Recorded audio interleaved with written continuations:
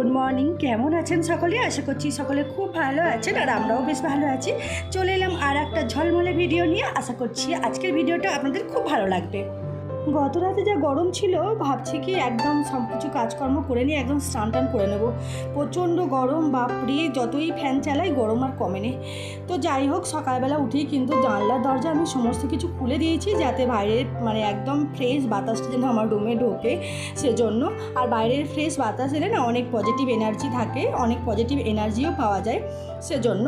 আর এদিকে আমি বিছানাটা গুছিয়ে নিচ্ছি তাড়াতাড়ি করে, একদম সমস্ত কাজ তাড়াতাড়ি করব, কারণ এত গরম পড়েছে যে আর কোনো কাজ করতেই ভালো লাগছে না। বিশেষ করে তো রান্নাঘরে যেতেই ভালো লাগছে না, রান্নাঘরে গেলেই যেন মনে হচ্ছে ঘেমে যাব আর ভালো লাগবে না।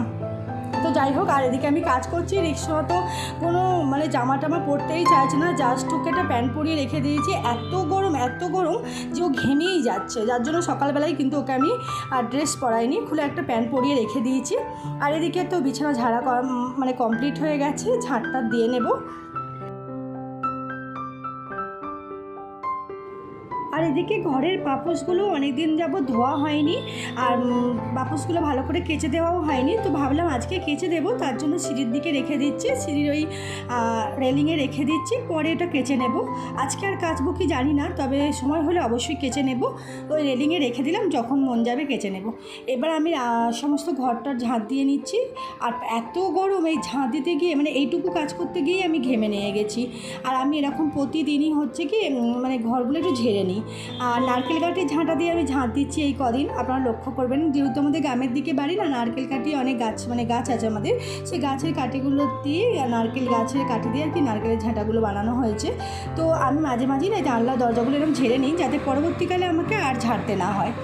তো ঝাঁট দেওয়া কমপ্লিট করি, তারপরেই চলে যাব মোছামুছির কাজে, রান্নাবান্নার কাছে। প্রতিদিনই বিকালবেলার দিকে মেঘ করে আসছে, বাট বৃষ্টি হচ্ছে না। বৃষ্টি যে সে কবে হয়েছে, বৃষ্টির আর কোনো দেখাই নেই। প্রচণ্ড গরমে তো টেকাই যাচ্ছে না বাড়িতে। আর হাওয়া বাতাস যদিও বা দিচ্ছে, আমার এই রুমটা না পুরো একদম পশ্চিমে, আর পরন্ত রোদটা পুরো আমার রুমে পড়ে। দুপুরবেলা তো ঘুমানোই যায় না আমার রুমে, আর রাতে তো ভীষণ গরম, ভীষণ বলেও কাজ নেই। তো যাই হোক, গোটা বাড়ি ঝাড়টার দিয়ে নিচ্ছি। মা অলরেডি গোটা বাড়ি ঝাঁট দিয়ে নেন ভোরবেলা। আমি যেহেতু আমার দুটো রুম আমি ঝাঁট দিই, সেই জন্য দুটো রুমে ঝাঁট দিতে গেলে এই বারান্দাটা আমাকে এই রকটা আর কি আমাকে ঝাঁট দিতে হয়, সেই জন্য। আর রিক্সা তো আছে এই নোংরা করার জন্য, ও থাকলে তো আমার কথাই নেই। তো যাই হোক, ঝাঁটটা দিয়ে ঝাঁটার জায়গায়, ঝাঁটা যেখানে রাখা হয় সেখানে রেখে দিলাম, আর ডাস্টবিনে আমি নোংরাগুলো ফেলে দিচ্ছি। আর মোছামুছিতে চলে এলাম একদম। তো এত গরম করছে, কি বলবো, গরমে না আমি হিমশিম খেয়ে যাচ্ছি, আমার বিরক্তও লাগছে। আর আমি যখনই ঘর দুয়ার গুছোতে আরম্ভ করি, আমার শোনাতে এসে একদম বিছানা মহে আর গাড়ি টাড়ি নিয়ে একদম রাজত্ব চালায়। ব্যাস, এবার হয়ে গেল, সব কিছু করে নিয়ে চলে এসেছি রান্নাঘরে। ব্রেকফাস্ট বানাবো, যেহেতু আপনাদের দাদাভাই বাড়িতে আছে, ভালো একটু পাস্তা বানিয়ে দিই, সবসময় তো বাড়িতে থাকে না। তার জন্য সকালের নাস্তাটা একটু ভাবলাম, ব্রেকফাস্ট আর কি, একটু ভাবলাম যে অন্যরকম বানায়। আজকে একটু পাস্তা দিয়ে ব্রেকফাস্টটা করব। তো পাস্তা খেতে রিক্সোনাও খুব ভালোবাসে। আমি অন্যান্য সময় স্প্রিং দেওয়া পাস্তাগুলো করি, এটা হচ্ছে লম্বা পাস্তা। এই পাস্তাগুলো খেতে আমার খুব একটা ভালো লাগে না, আর আমার রিক্সোনাও খেতে এই পাস্তাটা খুব একটা ভালোবাসে না। আর আমার হাজব্যান্ডকে যেমন পাস্তাই দেন না কেন, তেমনই খেয়ে নেবে, ওর কোনো পার্সোনাল চয়েস নেই পাস্তার দিক থেকে। তো যাই হোক, পাস্তা বানিয়ে নিচ্ছে। আর অদ্রিজাও তো স্কুলে যাবে, ওর জন্য ওর টিফিনেও একটু পাস্তা বানিয়ে দেবো ওকে। ব্যাস, এটা রিক্সোনা খাবে, রিক্সোনা আর অদ্রিজা স্কুলে টিফিন যাবে, আর অদ্রিজার ওটা ভাত সকালে খেয়ে ওই স্কুলে যাবে, তার জন্য। আর সব ব্রেকফাস্ট হয়ে যাওয়ার পর আমি স্নানে চলে যাচ্ছি, স্নান টান করে নিয়ে তারপর রান্না চাপাবো। আবার রান্না করে নেওয়ার পরেও কিন্তু আমার স্নান করতে হবে, যা গরম পড়েছে। ট্যাঙ্কের জল এতটাই গরম যে চান করতে গিয়েও সেই গরম জলে চান করতে হচ্ছে।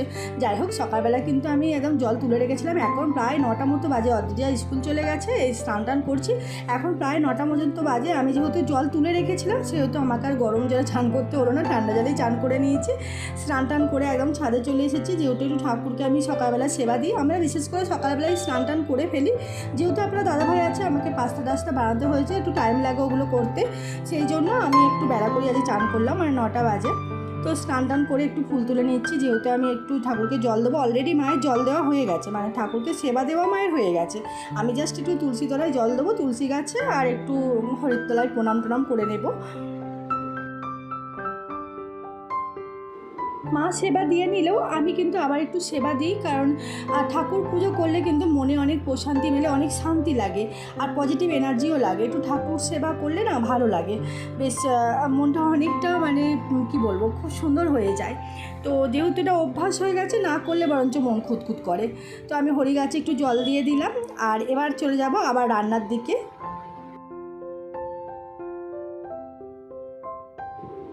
এমনিতে প্রত্যেক দিন কিন্তু স্নান টান করে আমি একদম সিঁদুর টিঁদুর পরে নিয়ে তারপর কিন্তু ছাদে যাই।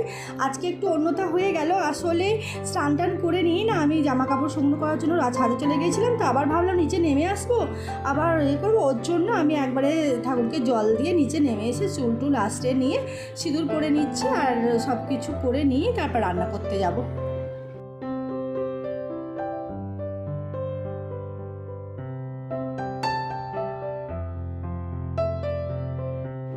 আপনাদের দাদাভাই পেটি মাছ আর হচ্ছে চিংড়ি মাছ খেতে ভীষণ ভালোবাসে, তাই ওকে বলেছিল একটু মাছ নিয়ে আসবে। ও কী করেছে, চিংড়ি মাছও নিয়ে এসছে, সাথে পেটি মাছও নিয়ে এসছে। আসলে রিক্সোনা অতটা চিংড়ি মাছ খায় না, পেটি মাছটাই খেতে ভালোবাসে। আর তার থেকেও বড়ো কথা হচ্ছে চিংড়ি মাছ বাচ্চাদেরকে খাওয়ানোটা খুব একটা সুবিধার না, মানে পেটে যন্ত্রণা হতে পারে। তো চিংড়ি মাছটা আপনাদের দাদাভাই বলে একটু দই চিংড়ি করো, সেই জন্য দই চিংড়ি করার জন্য চিংড়ি মাছটা এনেছে। আর ওখানে দেখছিলো কি রূপচাঁদ মাছের না পেটি বিক্রি হচ্ছে হাটেতে, তো ওর জন্য ও রূপচাঁদ মাছের পেটি নিয়ে এসছে, ছেলে আর ও খাবে বলে। তো যাই হোক, আমার এখানে চিংড়ি মাছগুলো ভালো করে ছাড়ানো হয়ে গেছে, দিয়ে আমি তেলে দিয়ে দিয়েছি, হালকা করে ভেজে নেব। বেশি চিংড়ি মাছ ভাজলে কিন্তু খেতে ভালো লাগবে না, তাই চিংড়ি মাছটা একদম হালকা করে ভেজে নিচ্ছি।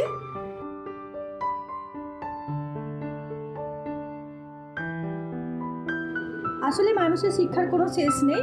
আমি আগে চিংড়ি মাছ অনেক ডিপ করে ভাজতাম, তারপর পরে আমার এক বন্ধু আমাকে বলেছিল যে চিংড়ি মাছ কখনোই ডিপ করে ভাজবে না, চিংড়ি মাছ হালকা ভাজলে না খেতে বেশি টেস্ট লাগে। তো যাই হোক, আমার চিংড়ি মাছগুলো ভাজা হয়ে গেছে আর আমি এখানে চিংড়ি মাছগুলো ছেঁকে নিচ্ছি আর ওই তেলেতেই আমি চিংড়ি মাছের রেসিপিটা বানিয়ে নেব। চিংড়ি মাছ ভেজে যে তেলটা বেঁচেছিল ওই তেলেতেই একটা কাঁচা লঙ্কা, এলাচ, দারচিনি, একটু পাঁচফোড়ন আর একটা তেজপাতা দিয়ে সম্বরে নেব।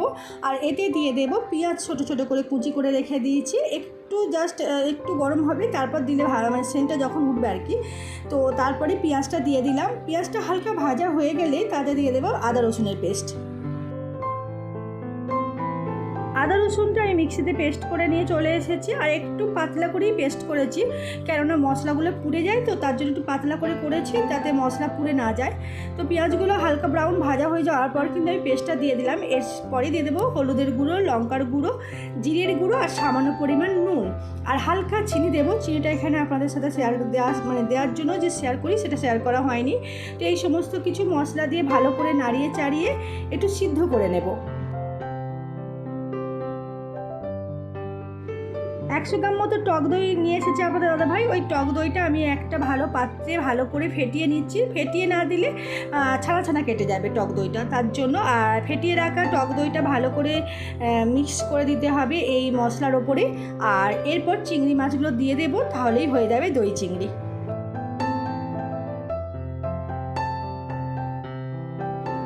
এই দই চিংড়ি রেসিপিটা খেতে আপনাদের দাদাভাই আমি ভীষণ ভালোবাসি। তো এই দই চিংড়িটা সত্যি বন্ধুরা দারুণ টেস্ট হয়েছে আপনাদের দাদাভাইয়ের কথা মতো আর কি। তো এই দই চিংড়ি রান্না আমার পুরো কমপ্লিট হয়ে গেছে। কাদের কাদের দই চিংড়ি এইভাবে রান্না করেন আর কারা কারা দই চিংড়ি খেতে ভালোবাসেন আমাকে কমেন্ট বক্সে জানাবেন। সাথে যে রূপচাঁদ মাছগুলো এনেছিল পেটি, সেই রূপচাঁদ মাছগুলো ভেজে নেব। আর রূপচাঁদ মাছ হচ্ছে আমাদের পুকুরে আগে চাষ হতো, এখন আর পরিমাণ মতো হয় না, হয়তো জানি না ঠিক, কারণ পুকুরের মাছ অনেক দিন দিয়ে যায় নিউ বাড়ি থেকে, হয়তো পুকুরের মাছ সেরকম নেইও। আর থাকলেও আমাদের এখন পরপর অনেকগুলো বিয়েবাড়ি লাগবে, তার জন্য মাছের প্রচুর প্রয়োজন, সেই জন্য হয়তো রোজের আর আগের মতো হয়তো পুকুরে মাছ ধরা হয় না। তো পুকুরের মাছ খেতে বেশি টেস্ট লাগে। তো এগুলো তো কেনা মাছ, হয়তো ভেরির মাছ, জানি না কিসের, পুকুরের মাছও হতে পারে, তবে খেয়ে যেটা বুঝলাম পুকুরের মাছ না। এখনও তো খাইনি, যখন রান্না করছি মানে রান্না করার পর খেয়ে দেখেছি, তো মনে হলো পুকুরের মাছ না, ভেরিরই মাছ হবে হয়তো। তো মাছগুলো পেটিগুলো এত বড় বড় এনেছে না, ভাজতে গিয়ে পেটিগুলো একদম হয়ে যাচ্ছে। তো যাই হোক, মাছগুলো আমার ভাজা হয়ে গেছে, আর এই ভাজা মাছের তেলেতেই আমি এবার মাছের ঝালটা বানিয়ে নেব। মাছের তেল ঝালটা আমরা যেভাবে বানাই আর কি, আদা, সর্ষে বাটা, কাঁচা লঙ্কা সুন্দর করে বেটে নিয়েছি মিক্সিতে পেস্ট করে একদম। এতেও সেম প্রসেস, হলুদ গুঁড়ো, লঙ্কা গুঁড়ো আর জিরের গুঁড়ো গুঁড়ো দিয়ে দিলাম, হালকা পরিমাণ চিনি দিয়ে দিয়েছি। আর এটা যদি একটু টমেটো পড়তো খুব ভালো হতো। টমেটো এই মুহূর্তে আমার বাড়িতে আনা নেই, তার জন্য টমেটো দিতে পারলাম না। শুধুমাত্র আদা জিরে দিয়ে সর্ষে বাটা দিয়ে মাছের ঝাল, খুব সুন্দর, এটাও খুব সুন্দর খেতে হয়েছে মাছের ঝালটা। একটা কথা বন্ধুরা, বিয়ের পর প্রথম এসে না ভাবতাম যে এ আবার কি মাছের ঝাল। আমাদের বাপের বাড়িতে তো মাছের ঝাল পেঁয়াজ আদা রসুন দিয়ে বানায়, তো এখানে শুধু আদা সর্ষে বাটা দিয়ে কিসের মাছের ঝাল। তো পরে যখন এসে খেয়ে দেখেছি শ্বশুর বাড়িতে যে পেঁয়াজ ছাড়া শুধুমাত্র আদা জিরে দিয়ে মাছের ঝাল বানান আমার শাশুড়ি, এত সুন্দর টেস্ট হয় কি বলবো।